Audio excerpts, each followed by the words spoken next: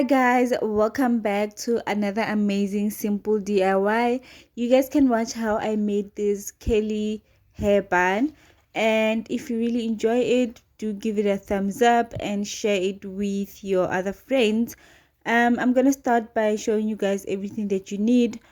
First of all, I have this mesh hair band maker which I got from Checkers for just 29.99, and then I have my scissors, and then I have this crochet hook which I got from Cosmetic Connection for just 6.90, and the soft threads from Pep for just 44.99.